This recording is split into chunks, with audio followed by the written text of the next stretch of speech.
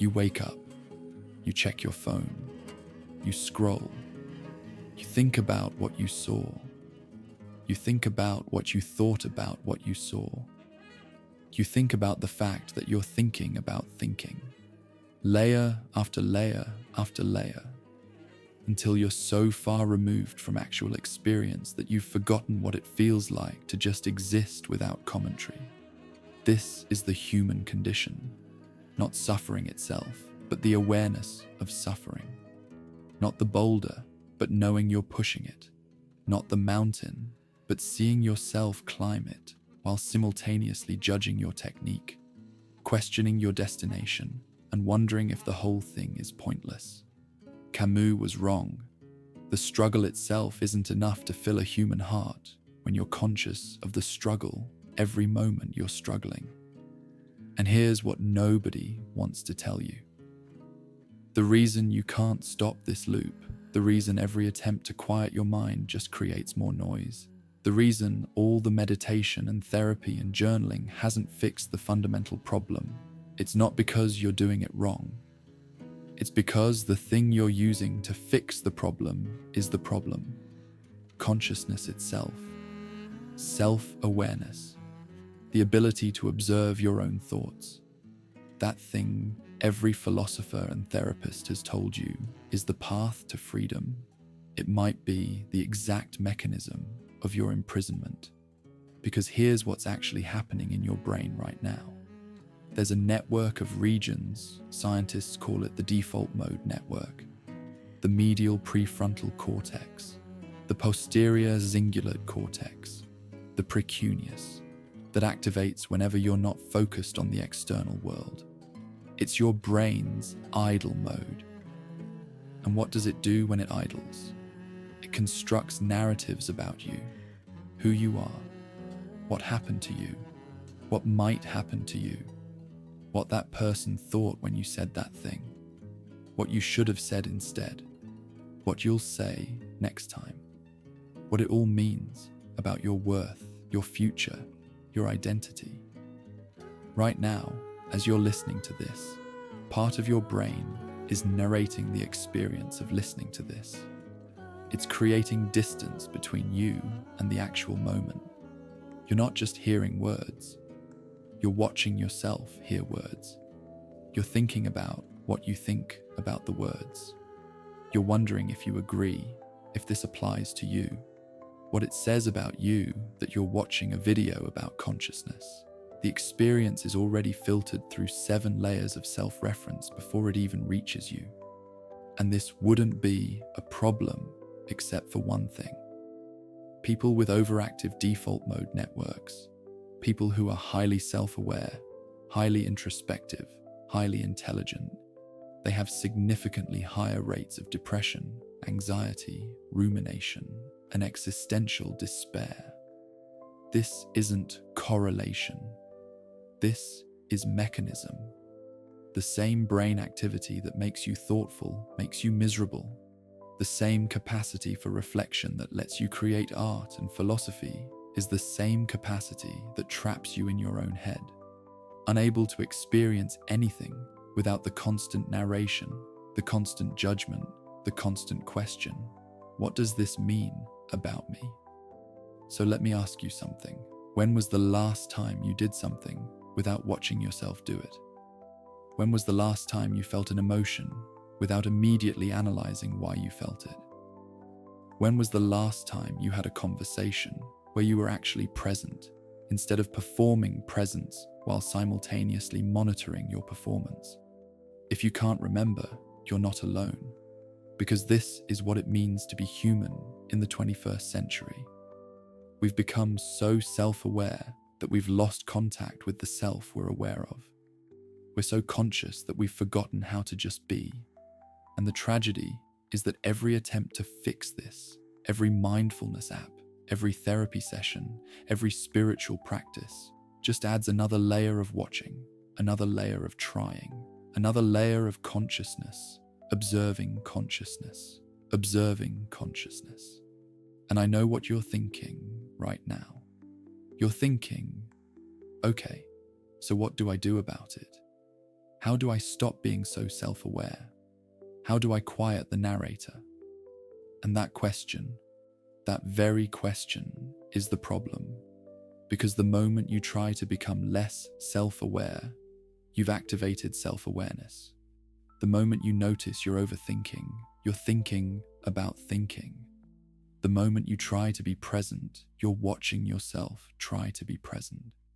There's no escape. The trap is that every exit is also an entrance. Every solution is also the problem wearing a different mask. But here's where it gets interesting. Here's where we need to go deeper than the self-help platitudes and the meditation industrial complex. Because what if the problem isn't that you're doing self-awareness wrong? What if the problem is that self-awareness itself, the thing that makes you human, the thing that separates you from every other creature on Earth, is a design flaw? What if consciousness is evolution's mistake? What if the examined life, the life Socrates said was the only life worth living, is actually unlivable? Let me tell you about Hamlet. And I don't mean the story you learned in high school, the prince who can't make up his mind. I mean Hamlet as the first literary portrait of someone destroyed by their own consciousness. His father is murdered. His uncle takes the throne and marries his mother. A ghost appears and demands revenge. And any other character in Shakespeare, any normal human being, would act immediately. Grief and rage would translate directly into action. But Hamlet can't. Not because he's weak, not because he's cowardly, but because he's too aware. He doesn't just feel grief.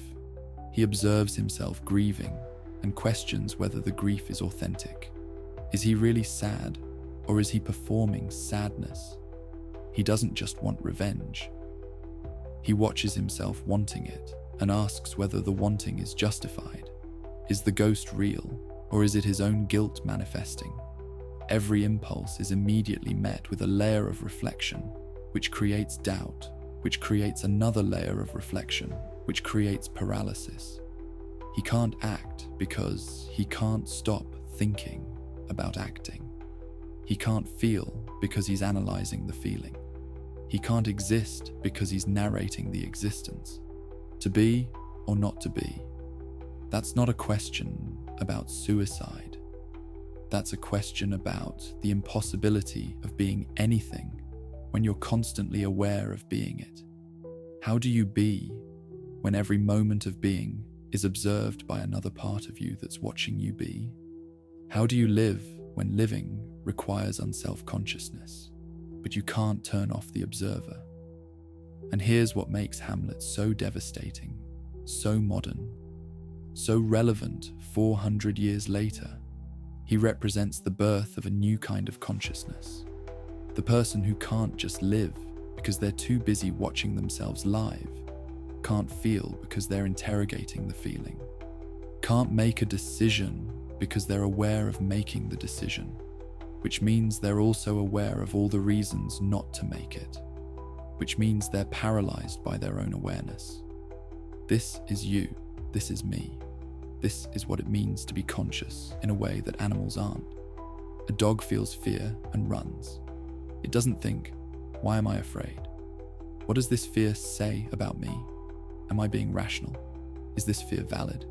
Should I be braver? A dog just is. But you can't just be. Because the moment you are, there's another part of you watching you be, commenting on how you're being, judging whether you're being correctly. And the exhausting thing, the thing that makes this so hard to escape, is that this watching never stops. You're at a party, you're talking to someone, but you're not in the conversation. You're watching yourself have the conversation, monitoring how you sound, wondering what they think of you, planning your next sentence while they're still talking, judging yourself for not being present, getting anxious about the anxiety, thinking about the fact that you're thinking too much. By the time you've thought about what to say, the moment has passed. You've experienced the whole interaction from outside yourself. You were never there. This is the Hamlet condition. And it's not a personal failing. It's not something therapy can fix. It's what happens when consciousness becomes conscious of itself. When the feedback loop gets too tight. When evolution gave us the ability to observe our own thinking, and we couldn't figure out how to turn it off. So why does this happen? Why did we develop this capacity for metacognition? For thinking about thinking, if all it does is make us miserable? Let's talk about the brain for a second. Let's talk about what's actually happening when you get trapped in your own head. The default mode network. Scientists discovered it almost by accident. They were studying brain activity during tasks and noticed something weird. When people weren't doing anything, when the brain was supposedly at rest, certain regions became more active, not less. The medial prefrontal cortex, the posterior cingulate cortex, the precuneus. These areas light up when you're daydreaming, remembering the past, imagining the future, thinking about yourself, thinking about other people's thoughts. This network is your sense of self. It's the narrator. It's the voice in your head constructing the story of who you are. And here's what's fascinating and terrible. This network is more developed in humans than in any other species. It's what gives us autobiography, theory of mind, the ability to imagine ourselves in different scenarios. It's what lets us plan, create, empathize. It's the neurological foundation of everything we consider uniquely human. And it's also what makes us miserable. Because the same regions that activate when you're thinking about your future activate when you're ruminating about your past. The same network that lets you understand other people's perspectives is the network that makes you obsess over what they think about you. The same brain activity that gives you self-awareness gives you self-consciousness. And here's the cruel part. People with depression, anxiety, PTSD, they show hyperactivity in the default mode network. Their self-referential processing never shuts off. The narrator never stops talking. But it's not that depressed people have a broken default mode network. It's that highly intelligent, highly introspective people naturally have more active default mode networks. The same trait that makes you thoughtful makes you vulnerable to rumination. The same capacity that makes you creative makes you prone to overthinking. There's no separating the gift from the curse. They're the same mechanism pointed in different directions. Think about a bird. A bird spends its day looking for food. It checks 10 spots, finds nothing. It doesn't think, I'm so bad at this. I'm such a failure. What's wrong with me? It just keeps looking. The bird doesn't have a default mode network sophisticated enough to construct a narrative about its own incompetence. It just exists in the moment, responding to stimuli, moving through the world without commentary. But you ask 10 people out and they all say no. You don't just move on. Your brain starts generating stories. Maybe I'm ugly. Maybe I'm unlovable. Maybe there's something fundamentally wrong with me. Maybe I'll be alone forever. The rejection isn't just a fact. It becomes evidence in a narrative about your worth, your future, your identity. And that narrative has nothing to do with reality. It's just your default mode network doing what it evolved to do, constructing meaning, finding patterns, creating a coherent story about who you are. Except the story is usually wrong, or at least it's not truth. It's interpretation. It's one possible narrative among infinite narratives. But it feels true because it's your brain talking to you in your own voice. It feels like you, so you believe it, and the believing makes it more real. And the more real it becomes, the more evidence your brain finds to support it. And round you go, trapped in a story your own consciousness is telling you about yourself. And here's where the pride comes in. Here's where we need to talk about why you can't change this, even though you know it's happening. Because knowing doesn't help. Being aware that your brain is constructing narratives doesn't stop the construction. You can see the mechanism clearly and still be controlled by it. Why? Because the seeing is also part of the mechanism. Let me explain. You're anxious. You notice you're anxious. You think, I shouldn't be anxious. This is irrational. I know better. But noticing the anxiety doesn't make it go away. It just adds another layer. Now, you're anxious about being anxious. You're judging yourself for feeling something you know you shouldn't feel. And that judgment activates the same default mode network that created the anxiety in the first place. More self-reference, more narrative, more consciousness watching consciousness. So you try harder, you meditate, you journal, you go to therapy, you practice mindfulness.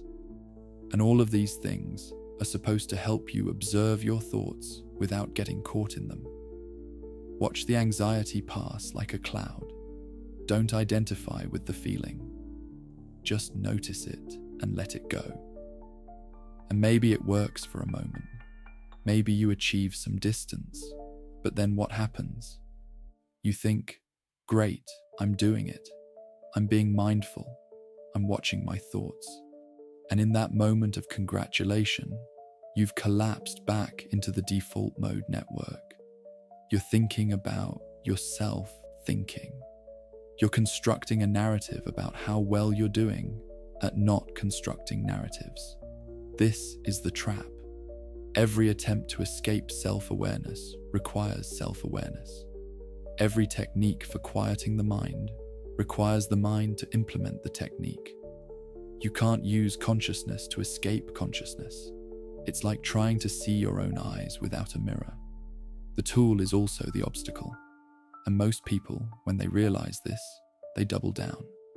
They think, I just need to be more mindful. I need to meditate longer. I need better therapy. I need to understand myself more deeply.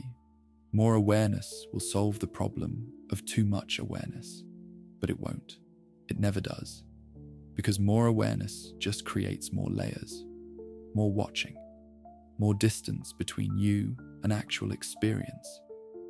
And this is where the pride becomes most visible. The pride isn't arrogance, it's the opposite. It's the deep belief that you should be able to fix this, that consciousness is controllable, that if you just try hard enough, think clearly enough, understand yourself deeply enough, you'll crack the code. You'll transcend the default mode network. You'll achieve some permanent state of presence where the narrator finally shuts up and you can just be. But what if that's not possible? What if the narrator never shuts up because the narrator is you? What if the observer can't be eliminated because there's no you without the observer? What if self-awareness isn't a feature you can disable, but the fundamental condition of being human? And the suffering it creates isn't a bug to fix, but the price of consciousness itself. Jean-Paul Sartre understood this. He had this concept he called bad faith, mauvaise foi in French. And it's one of the most devastating psychological insights in all of philosophy. Sartre said humans exist in a fundamental contradiction. We are both subject and object, both the consciousness experiencing and the thing being experienced, the observer and the observed. And this creates an impossible situation. Here's his famous example. A waiter in a cafe. Watch how he moves. He performs being a waiter. The gestures are a little too precise. The mannerisms a little too practiced. He's playing the role of waiter. But here's the thing. He knows he's playing it. He's aware he's performing. And that awareness creates a gap. He can never truly be a waiter because he's always conscious of being one. He's always at a distance from his own identity, watching himself be what he is. And this isn't just about waiters. It's about everything. You can never be confident because the moment you're aware of being confident, you're performing confidence, which means you're not actually confident. You're someone trying to be confident, which is different. You can never be authentic because authenticity requires unself-conscious being. And the moment you think, I'm being authentic, you've introduced self-consciousness, which destroys the authenticity. Sartre said we can never coincide with ourselves. There's always a gap between the you that is and the you that watches the you that is. And that gap is consciousness. And that gap is what makes us human. And that gap is suffering. You experience this all the time. You're talking to someone you're attracted to. You want to be charming, natural, yourself. But the moment you think about being charming, you've become self-conscious. Now you're monitoring how you sound, judging every word as it comes out, wondering if you're being too much or not enough. The spontaneity dies because you're watching yourself be spontaneous, which is a contradiction. You can't be naturally yourself while simultaneously observing whether you're being naturally yourself or you're trying to fall asleep.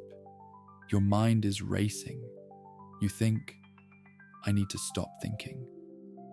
Just relax, just let go. But the trying to stop thinking is thinking. The effort to let go is holding on. Every attempt to force unself-consciousness creates more self-consciousness. And you lie there, furious at yourself for not being able to do something that should be effortless, unaware that the fury is the same mechanism as the insomnia. Both are the default mode network running in overdrive. Both are consciousness unable to escape itself. Sartre said hell is other people, but he was wrong. Hell is being yourself while watching yourself be yourself forever with no escape. Hell is the consciousness that can never rest because it's always aware of resting, always judging the quality of the rest, always wondering if it's resting correctly. Hell is the infinite regress of the observer, observing the observer, observing the observer. Turtles all the way down with no ground beneath. And here's what makes this so hard to accept. Here's where the pride really shows itself. Because we've been taught our entire lives that self-awareness is good. Know thyself, Socrates said. The unexamined life is not worth living. Every therapy session, every spiritual practice, every personal development book, they all promise the same thing. More awareness equals more freedom. Understand yourself and you'll be liberated. Examine your thoughts and you'll transcend them. But what if Socrates was wrong? What if the examined life isn't just hard to live, but actually unlivable? What if the more clearly you see yourself, the more trapped you become? Because here's what actually happens when you examine yourself. You find more things to examine. You discover layers beneath layers. You realize your motivations are more complex than you thought. Your emotions are contradictory. Your beliefs don't align. Your identity is fragmented.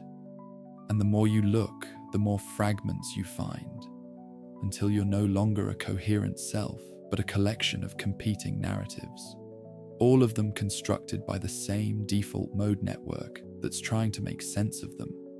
And the pride says, keep looking, keep analyzing. Eventually you'll find the truth. Eventually you'll understand yourself so completely that the understanding will set you free. But it won't, because understanding is just another layer of consciousness, another story about the story, another narrative about why you have the narratives you have. Think about people in therapy for years. I'm not saying therapy is bad. I'm saying there's a type of person who becomes so skilled at psychological analysis that they can explain exactly why they feel what they feel, trace every pattern back to childhood, identify every defense mechanism, name every cognitive distortion, and they're still depressed, still anxious, still trapped, because knowing the machinery doesn't stop the machinery. Seeing the pattern doesn't break the pattern. The insight becomes another thing to think about, another layer of meta-awareness, another reason to judge yourself for not being fixed yet.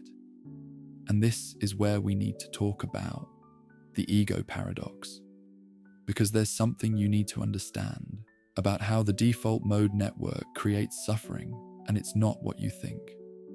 The person who thinks they're God's gift to humanity and the person who thinks they're worthless garbage have the exact same problem. They're both trapped in an overactive sense of self. They're both stuck in the default mode network. They're both making everything about I, me, mine.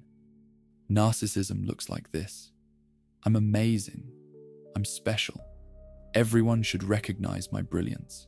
Every conversation, every interaction, every experience gets filtered through. What does this mean about me? How does this reflect on my specialness? Am I getting the recognition I deserve? Self-hatred looks like this. I'm terrible. I'm broken. Everyone would be better off without me.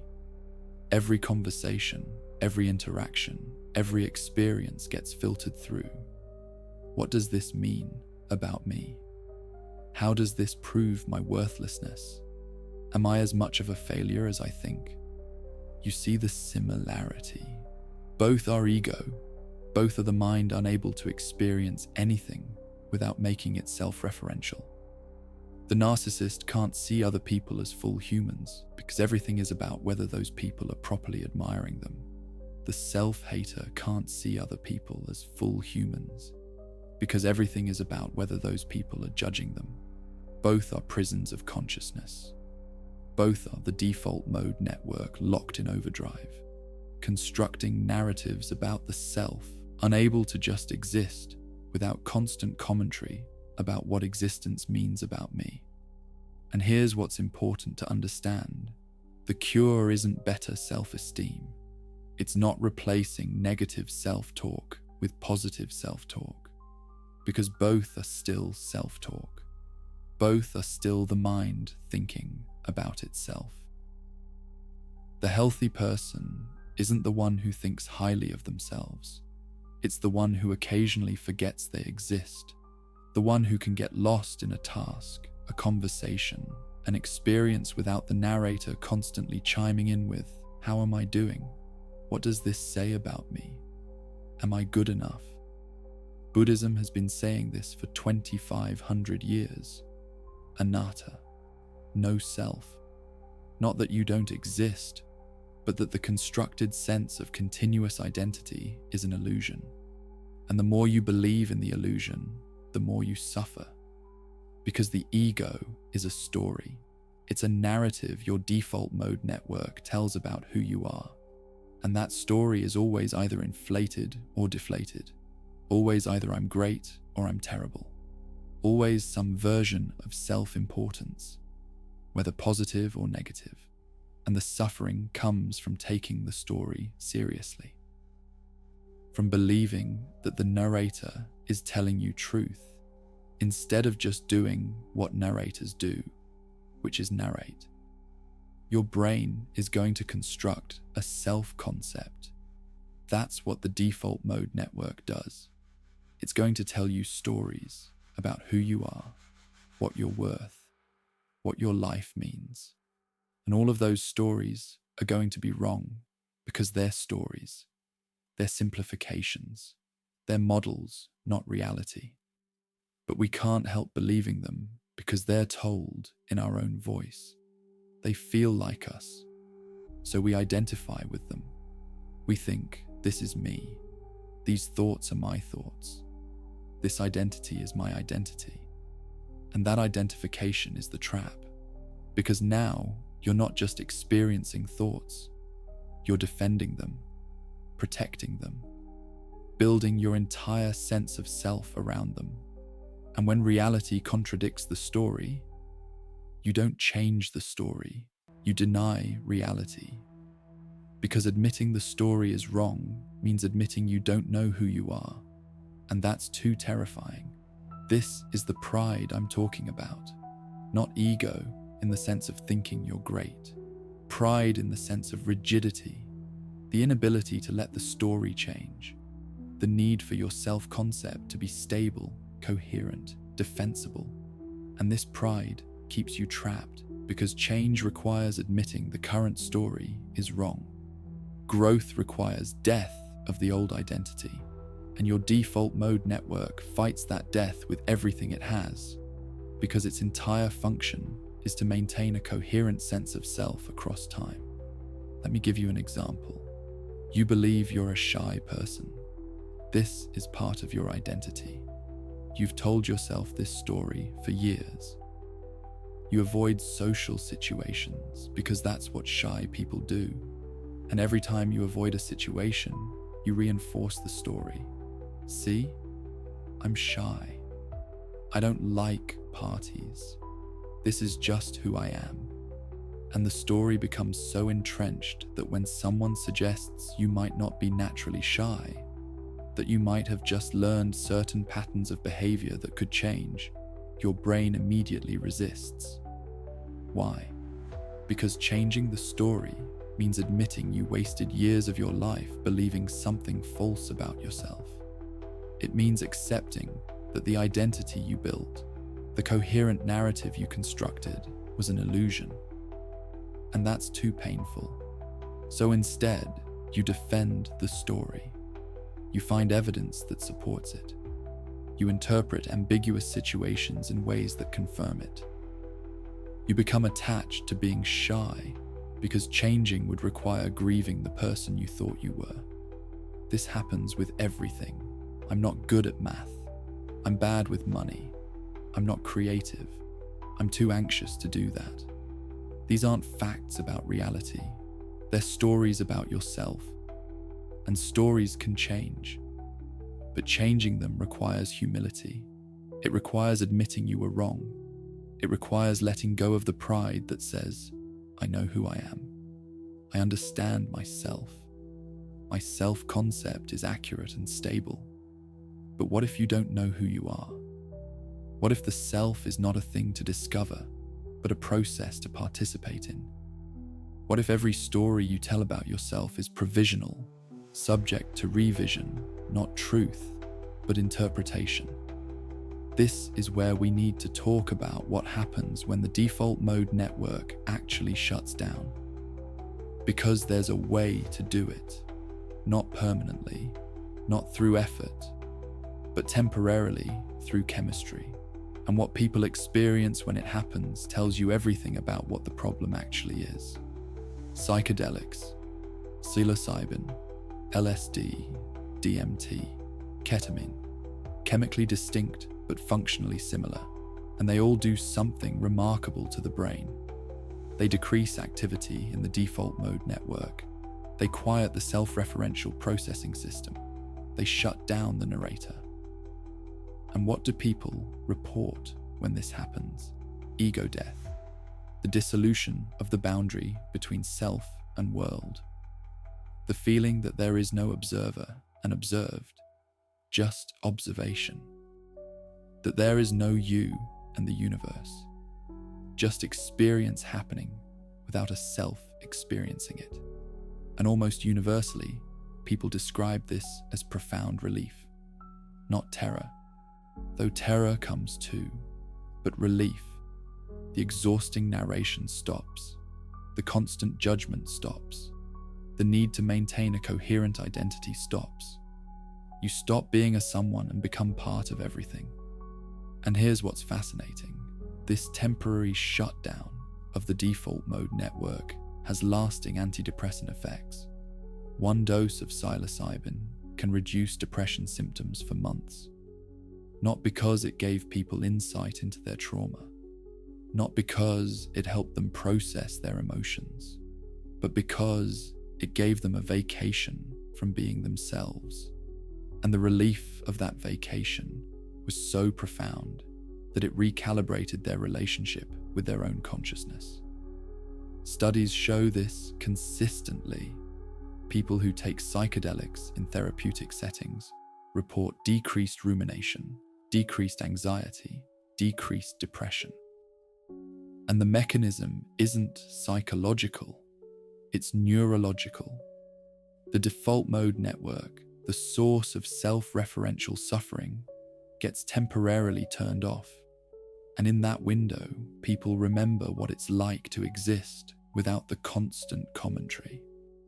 What it's like to experience something without immediately filtering it through. What does this mean about me?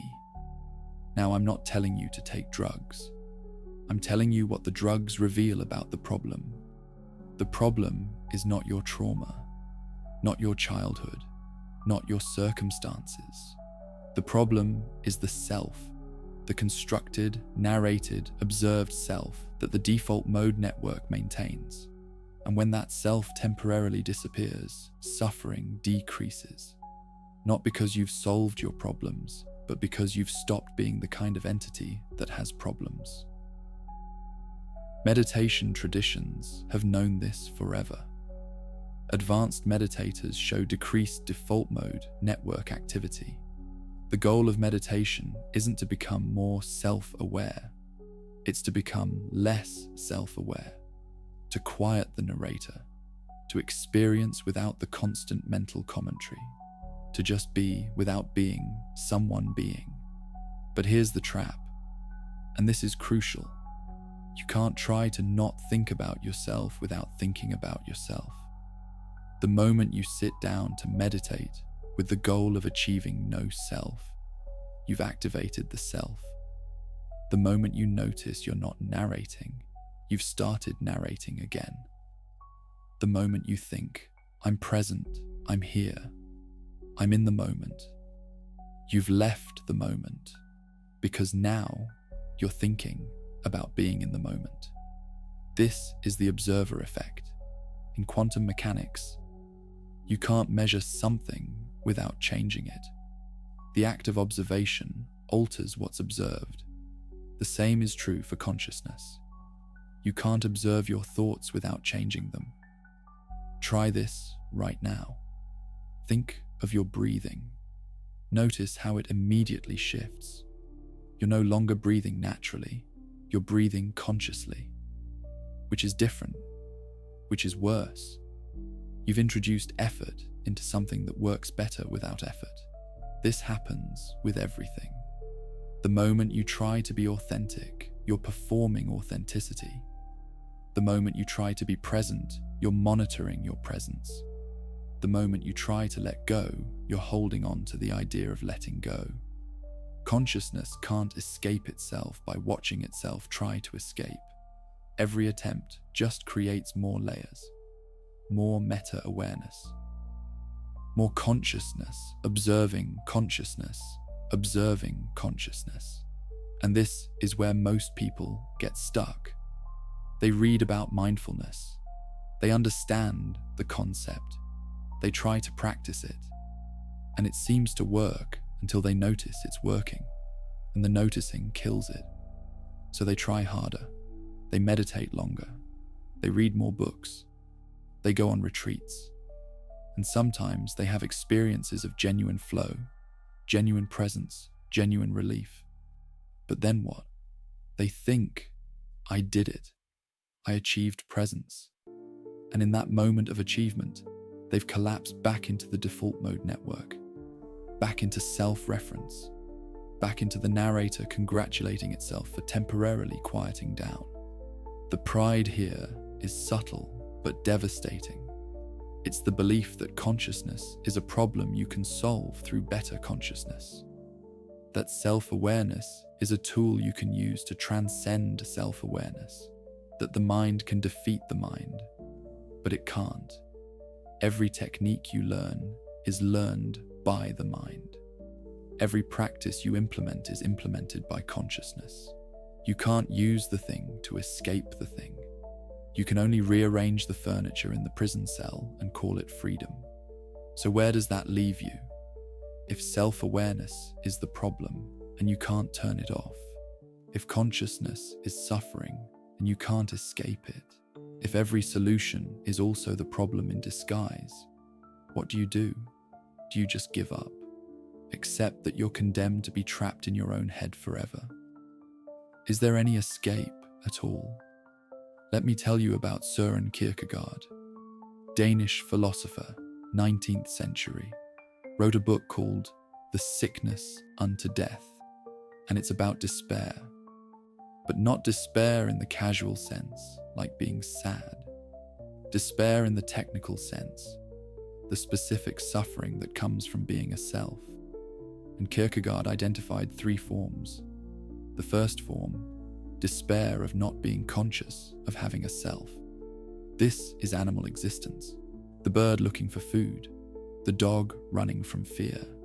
No self-awareness, no despair, just being. This is the state we've lost and can never return to, because once you're conscious of consciousness, you can't unknow it. The second form, despair of not willing to be oneself. This is when you're aware you're a self, but you hate it and try to escape it. Addiction, distraction, fantasy, anything to avoid being present with who you are. You know you exist.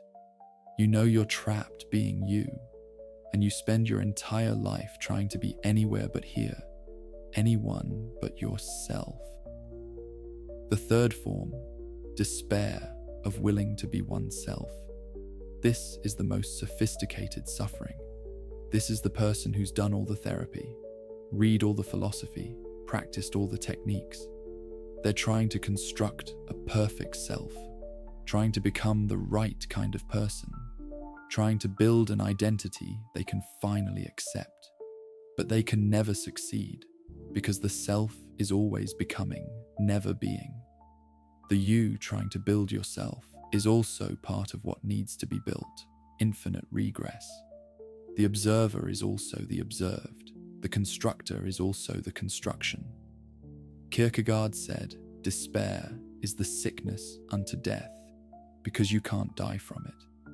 You're stuck being conscious of being a self forever, and there's no cure. The only way out is faith. But not faith in the religious sense necessarily. Faith as willingness to exist without resolution.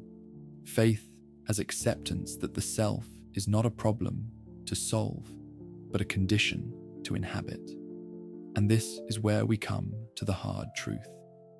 The truth that the mindfulness apps won't tell you. The truth that therapy often avoids. The truth that most philosophy tries to soften. You're not going to fix this. You're not going to transcend the ego. You're not going to achieve some permanent state of presence where the default mode network stays quiet and the narrator finally shuts up. That's not how this works. You are going to be trapped in your own head until you die. The self-awareness that makes you suffer is the self-awareness that makes you human. You can't eliminate it without eliminating yourself. And every promise that you can, every technique that claims to offer escape, is selling you the same loop in a different package. So what do? You stop fighting.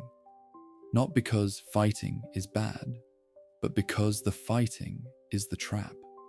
Every time you try to quiet your mind, you're using your mind. Every time you try to observe your thoughts without getting caught, you're getting caught in the observation.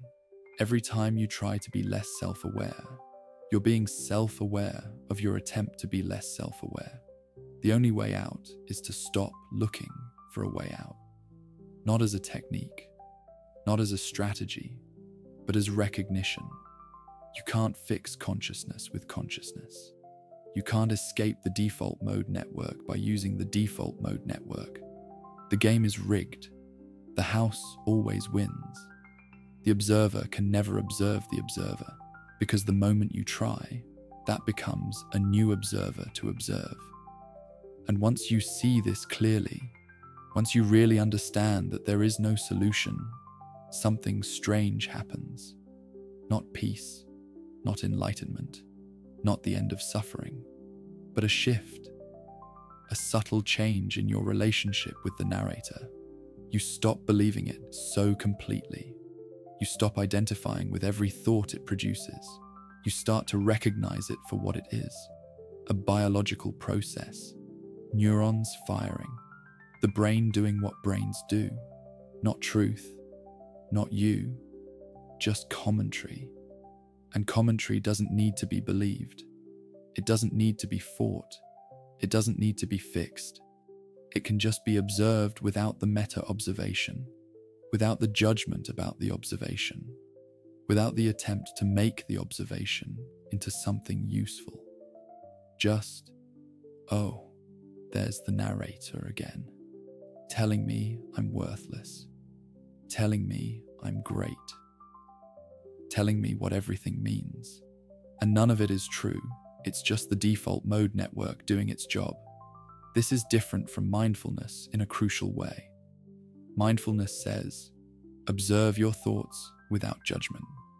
But that's still fighting. That's still trying to be a good observer.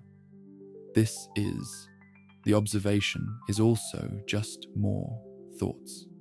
The observer is also observed. There's no clean separation. There's no you watching the thoughts from outside the thoughts. There's just consciousness. And suffering happens when you identify with one part of the consciousness and try to control another part. When you split yourself into observer and observed and think the observer is the real you. But what if there is no real you? What if the self is not a thing to discover, but a process to participate in? What if every attempt to find yourself, to know yourself, to be yourself, is just the default mode network constructing another story that feels true but isn't? This is where the pride has to break. The pride that says, I can figure this out. I can understand myself. I can fix my consciousness. Because you can't. The thing you're using to fix it is the thing that's broken. And calling it broken is already wrong because it's not broken. It's working exactly as designed. It's just designed in a way that creates suffering. Evolution didn't optimize for your happiness. It optimized for survival and reproduction. And consciousness, the default mode network, self-awareness, all of it evolved because it had adaptive value. Being able to think about yourself helps you predict other people's thoughts. Being able to imagine the future helps you plan. Being able to remember the past helps you learn. These are features, not bugs. The suffering is just a side effect, collateral damage in a system optimized for something other than your well-being. And here's where we need to talk about whether consciousness was even a good idea. Because there's a case to be made that we're an evolutionary accident. That consciousness became too sophisticated, that the feedback loop got too tight, that we crossed a threshold where being self-aware stopped being useful and started being destructive. Rust Cole, true detective, says it perfectly. I think human consciousness is a tragic misstep in evolution. We became too self-aware. Nature created an aspect of nature separate from itself. We are creatures that should not exist by natural law. And what if he's right? What if we're the universe's mistake? Matter that became aware of being matter and immediately started suffering because of it. Every other animal lives in the present, even the smart ones, even apes and dolphins and elephants. They can plan, they can remember, they can grieve, but they don't have the default mode network sophisticated enough to construct an autobiographical self that persists across time and demands meaning. A bird doesn't wake up wondering if its life has purpose. A deer doesn't question whether it's living authentically. They just live. They just are. But we can't. We invented yesterday and tomorrow. We escaped the present and immediately got lost in time. We developed the ability to think about death, which means we spend our entire lives aware we're dying. which colors every experience with urgency and dread. We develop the ability to imagine alternate versions of ourselves, which means we're never satisfied with who we are, because we can always imagine being someone better. Consciousness gave us art and science and philosophy, but it took away peace. It took away the ability to just exist without questioning existence. It took away the unself-conscious presence that every other creature has by default. We gained everything and lost the only thing that matters, which is the capacity to be without knowing we're being. And you feel this. You know this. Every moment of genuine joy you've ever experienced, every moment of flow, every moment where you forgot yourself. What was happening? The default mode network was quiet. The narrator shut up. You weren't watching yourself experience joy. You were just joyful. You weren't monitoring your presence. You were just present. And the moment you noticed it, the moment you thought, "This is amazing, I'm so happy right now," the experience collapsed. Because the noticing is the distance, the awareness is the separation, the consciousness is the fall from grace. So maybe the real tragedy isn't that we suffer, it's that we know we suffer. Not the pain, but the awareness of pain. Not the boulder, but knowing we're pushing it while we push it. Not the mountain, but watching ourselves climb while judging our progress, while questioning the destination, while wondering if any of it matters. Camus said we must imagine Sisyphus happy. But how can Sisyphus be happy when he's aware he's Sisyphus, when he knows the boulder will roll down, when he can see the futility even as he pushes? The only way Sisyphus can be happy is if he forgets he's Sisyphus, if he loses himself in the pushing, if the default mode network shuts down long enough for him to just push without the story about pushing. But we can't do that. We can't forget. We're condemned to be aware. And awareness is the curse pretending to be a gift. But here's where I need to bring this back. Here's where we need to talk about what you actually do with this information. Because I'm not trying to make you more depressed. I'm trying to give you something nobody else seems willing to give you. Honesty. The truth about what you're dealing with. Not false hope. Not techniques that promise escape. Just clarity about the actual structure of the problem. And the clarity is this: you cannot escape self-awareness. You cannot turn off the default mode network. You cannot permanently quiet the narrator. These are not failures on your part. These are features of consciousness. And the suffering they create is not something you did wrong. It's the price of being the kind of creature that knows it exists. But here's what you can change. You can change your relationship with the suffering. You can stop treating it as a problem to fix. You can stop adding the second layer of suffering about suffering. You can stop judging yourself for being anxious, which creates anxiety about anxiety.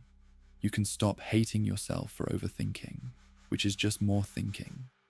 You can stop trying to meditate your way out of consciousness, which is just consciousness trying to escape consciousness. You can just let it be what it is. Not as a technique, not as a practice, but as recognition. The narrator is going to narrate. The default mode network is going to default. The observer is going to observe. And none of it needs to be fixed because it's not broken. It's just the human condition. It's what consciousness does. And you are that consciousness, which means you can't step outside it to fix it. You can only stop demanding it be different. This is not acceptance in the therapeutic sense. This is not learn to be okay with your suffering. This is stop creating additional suffering by fighting the suffering that's already there. Stop layering judgment on top of experience. Stop narrating the narration. Stop observing the observer. Just let the whole mess be what it is without trying to manage it. And I know what you're thinking. You're thinking, but if I stop trying to fix it, won't it get worse? If I stop fighting my anxiety, won't the anxiety win? If I stop monitoring my thoughts, won't I lose control? And the answer is, you never had control. You just had the exhausting illusion of control. The monitoring doesn't help. The fighting doesn't work. The trying just creates more of what you're trying to eliminate. So what happens if you stop? Not forever. Not as a permanent state. Just for a moment. What happens if you let yourself be anxious without the meta-anxiety about being anxious? What happens if you let yourself overthink without judging yourself for overthinking? What happens if you let the narrator narrate without believing everything it says? Maybe nothing. Maybe the anxiety continues. Maybe the overthinking continues. But you've removed one layer. You've stopped adding commentary to the commentary. You've stopped creating the second arrow. The Buddhist concept where the first arrow is pain and the second arrow is your reaction to pain. And the second arrow is usually worse than the first. Someone rejects you. That's the first arrow. It hurts. But then you add, I'm unlovable. I'll be alone forever. There's something wrong with me. That's the second arrow. And the second arrow is the default mode network doing its job, constructing narratives about what the rejection means about you. And if you believe those narratives, if you identify with them, if you let them become your story, they hurt far more than the original rejection. But what if you just felt the rejection without the story? Just that hurt, without the, and it means I'm worthless. Just, I feel sad, without the, and I shouldn't feel sad because I should be over this by now. Just the raw experience without the layers of interpretation, judgment, meaning-making. This is possible, not always, not permanently, but in moments. And those moments are enough, not to fix you, not to transcend the ego, not to achieve enlightenment, just to give you a glimpse of what consciousness might be like without the constant warfare, without the pride that demands you be someone other than who you are, without the exhausting performance of trying to be the right kind of conscious. And over time, maybe those moments accumulate. Maybe you get better at recognizing when you're adding the second arrow. Maybe you catch yourself mid-narration and just stop, not forcefully, not as a technique, just, oh, there I go again, constructing a story about what this means about me. And maybe that's enough. Maybe the recognition itself creates a tiny bit of distance, not the distance of the observer observing, the distance of just seeing clearly without trying to change what you see. This is what philosophers mean by wisdom, not knowledge, not understanding. Wisdom is seeing clearly without the need to fix what you see. It's recognizing the default mode network for what it is, a biological process, not truth. It's watching the narrator without believing the narration. It's being conscious without taking consciousness so seriously. And maybe the real tragedy isn't consciousness itself. Maybe it's how seriously we take it, how much we believe the stories it tells, how identified we become with the narratives. The default mode network is going to construct a self. That's its job. But you don't have to believe the construction is real. You don't have to defend it. You don't have to make it coherent or consistent or acceptable. The self is a story, and stories can be rewritten, not by trying harder to understand yourself, not by examining yourself more deeply, but by recognizing that the examiner is also part of the examined, that the observer is also observed, that there's no stable platform from which to view yourself because the platform is also you. And that's terrifying, because it means you never get solid ground. You never get certainty about who you are. You never get to solve the puzzle of yourself and close the book and say, "There, I know myself now." The process never ends. The consciousness never resolves. The default mode network keeps running until you die. But maybe that's okay. Maybe the need for resolution is just another story. Another product of the same default mode network that creates all the other stories. Maybe life isn't meant to be resolved. Maybe consciousness isn't meant to be fixed. Maybe you're not meant to achieve some perfect state where everything finally makes sense and the narrator shuts up and you can just be. Maybe you're just meant to be conscious, messy, contradictory, ever-changing consciousness. And the suffering isn't a sign you're doing it wrong. It's just what consciousness feels like when it's aware of itself. And that awareness can't be escaped, can't be fixed, can only be inhabited with as much honesty as you can manage in any given moment. So here's what I want to leave you with. Not a solution, not a technique, just a reframe, a different way of seeing the same problem. You are not broken because you can't stop thinking. You are not failing because meditation doesn't quiet your mind. You are not doing it wrong because self-awareness makes you anxious. You're just conscious, and consciousness, the ability to observe your own thoughts, to think about thinking, to watch yourself exist while you exist.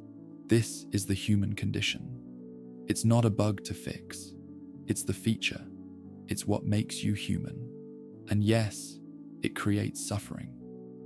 The default mode network never shuts up. The narrator never stops. The pride, the need to maintain a coherent self, keeps you rigid and trapped. But you can change your relationship with all of it. You can stop demanding that consciousness be different than it is. You can stop adding layers of judgment to the already difficult experience of being self-aware. You can stop treating your own mind as an enemy to defeat or a puzzle to solve. You can just be conscious, without the story that you should be more conscious or less conscious or different conscious. Just this consciousness, right now, with all its noise and judgment and endless narration. And maybe when you stop fighting it, when you stop trying to escape it, when you stop treating it as a problem that requires a solution, something shifts. Not peace, not enlightenment, not the permanent quieting of the default mode network, just a little less war, a little less exhausting performance, a little less pride demanding you be someone you're not, a little more honesty about what consciousness actually is. Not a tool for achieving perfect self-knowledge, but a condition to inhabit as best you can. And that's it. That's all there is. You're the observer and the observed, the watcher and the watched, the narrator and the narrated, and you will be until you die. And that's not a bug. That's the feature. That's what it means to be human. And maybe the only freedom is knowing it so clearly that you stop asking for escape. If this reframed something for you, if it gave you permission to stop trying to fix your consciousness and just acknowledge what it is, leave a comment. Tell me if this landed. Tell me what you're struggling with. Tell me if you've been fighting the same war with your own mind. And if you want more of this, more philosophy that doesn't promise solutions, more frameworks that help you see clearly instead of feel better, subscribe. Not because you need fixing, because you deserve content that treats consciousness honestly instead of selling you another technique to escape it. Because you deserve to know that the problem isn't you, it's the condition of being conscious. And everyone who tells you they've solved it is either lying or deluded or trying to sell you something. This is what it means to be aware. This is the price of knowing you exist. This is why self-awareness is ruining your life. Not because you're doing it wrong, because it's working exactly as designed. And the design creates suffering. And the suffering is not optional. It's built into the architecture of consciousness itself. Hamlet dies at the end, not because he was wrong, because he was too conscious to survive in a world that requires action. The unexamined life may not be worth living.